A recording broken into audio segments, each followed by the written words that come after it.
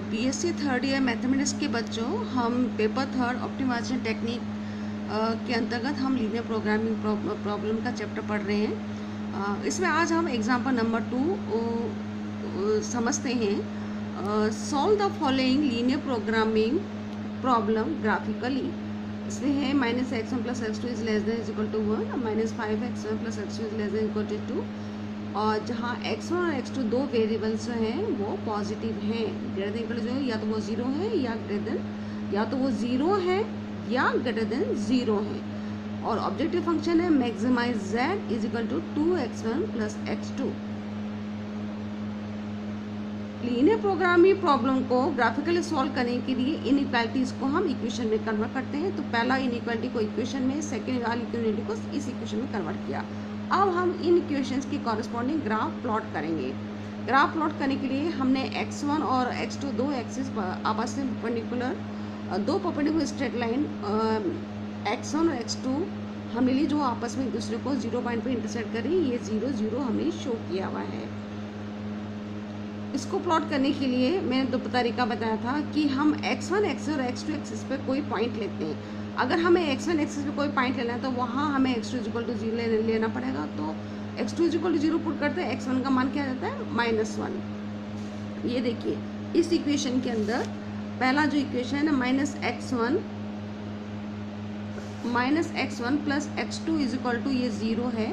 अगर हमें x1 axis पे कोई पॉइंट लेना है तो x1 एक्सिस पे x2 0 होता है, तो -x1 ये इक्वल टू ये 1 है, यहाँ पर 0 नहीं ये 1 है, तो +0 इज इक्वल टू 1 हो जाएगा। This imply x1 is equal to -1 हो जाता है।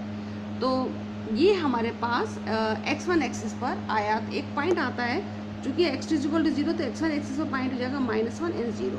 तो -1 0 ये पॉइंट हमारे पास यहाँ पर, ये पॉइंट कौन सा आ रहा है, ये पॉइंट आ रहा है, ये पॉइंट A, ये -1 and 0। दूसरा पॉइंट हम लेंगे x2 एक्सिस पे x1 विल बी 0। जब x1 = 0 किया तो x2 = 1, तो ये पॉइंट आ गया 0 और 1। देखिए पॉइंट नज़र आ रहा है। इन दो पॉइंट्स को हमने आपस में ज्वाइन किया तो एक ये पूरी इस यहाँ से इसको यहाँ तक बढ़ा दो और आगे बढ़ा दीजिए, तो ये अनंत लंबाई की एक स्ट्रेट लाइन हमें प्राप्त हो जाती है। इसको हम आगे तक बढ़ा सकते हैं। ये अनंत लंबाई की सरल रेखा हमें प्राप्त हो जाती है। अब इस सरल रेखा या इस इनइक्वालिटी की कॉरेस्पॉन्डिंग फिजिबल रीजन कौन सा होगा?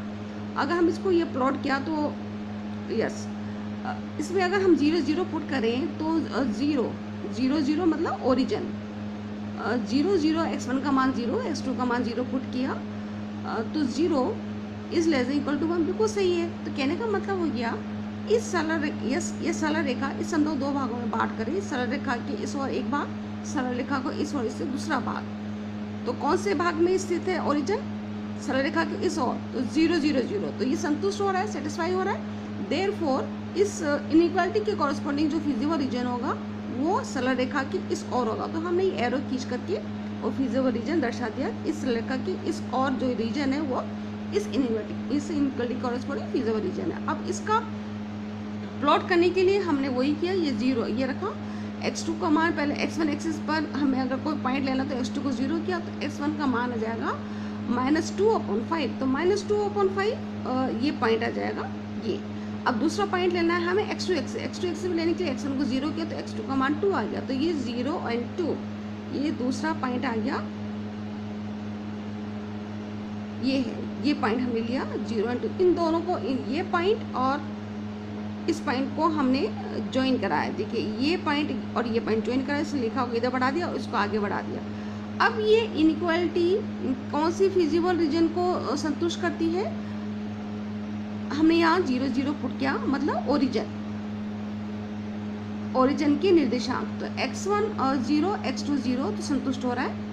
तो सरल रेखा, ये जो सरल रेखा है, ये सरल रेखा जिसको हम नंबर 2 से डिनोट किया, दो भागों में इस पूरे शब्दों को बांट रही है। सरल रेखा के इस और तो ओरिजिन है और सरल रेखा के उस और, सरल रेखा के उस और ओरिजिन नहीं है। तो ओरिजिन वाले क्षेत्र को यह सरल रेखा या कह दीजिए यह इनइक्वालिटी संतुष्ट कर रहा है। तो हमने एरो से ड्रॉ कर दिया। अब कॉमन रीजन कौन सा होगा? देखिए अब आप ये इधर इसको किया, इसको हमने प्लॉट किया। अब कॉमन रीजन कौन सा आएगा? देखिए ये इधर ये इधर, हमें कॉमन रीजन आएगा, चूंकि साथ ही हमारे पास नॉन नेगेटिव कंडीशन भी है x1 और x2 पर, तो x1 ग्रेटर देन 0 होता है वो सारा इस, और x1 और x2 दोनों पॉजिटिव होते हैं फर्स्ट क्वाड्रेंट के अंदर। तो फर्स्ट क्वाड्रेंट के अंदर देखिए ये है और ये है, तो कॉमन रीजन हो जाएगा, ये हमने शेडेड रीजन बना रखा है, यह कॉमन फिजिबल रीजन आता है। इस कॉमन फिजिबल रीजन को ये इनइक्वालिटी और ये non negative condition x1 x2 को संतुष्ट करता है। तो इस तरह से हमने फिजिबल रीजन तो प्राप्त कर लिया। अब हम क्या देखते हैं, hence we find that in the feasible region shown by shaded area value of z। अब चूंकि फिजिबल रीजन क्या है, बाउंडेड नहीं है, ये अनबाउंडेड फिजिबल रीजन है, क्योंकि हम इसको आगे तक बढ़ाएं तो ये फिजिबल रीजन आता है, और आगे बढ़ा तो इस सरल रेखा को और हम आगे बढ़ाएं, ये देखिए, तो ये अनबाउंडेड फिजिबल रीजन है। Value of z can be made arbitrarily large since x1 and x2 both can be made arbitrarily large in the shaded region। x1 x2 क्योंकि ये हमारा फिजिबल रीजन, x1 और x2 को हम अपनी स्वेच्छा से कुछ भी बड़ा मान लेने के लिए स्वतंत्र हैं, क्योंकि x1 इसके रीजन ये इस और है पूरा फिजिबल रीजन। तो z का मान जो है हमारे पास, हम इसको मैक्सिमम जितना चाहे वो बना सकते हैं। तो इस तरीके से ऐसा the problem has no finite maximum, को फाइनाइट नहीं है, उसको हम काफ़ी स्वेच्छा से आर्बिट्ररली हम इसको मैक्सिमम बना सकते हैं। तो फाइनाइट मैक्सिमम वैल्यू इस z की एग्जिस्ट नहीं करती है। In this case we say that the problem has an unbounded solution, ये अनबाउंडेड सॉल्यूशन रखता है अनबाउंडेड फिजिबल रीजन के अंदर। इसके बाद हम आते हैं एग्जाम्पल नंबर 3 में। Solve the following linear programming problem by graphical method. पहला इनइक्वालिटी, सेकंड और ये नॉन नेगेटिव कंडीशन और ये ऑब्जेक्टिव फंक्शन।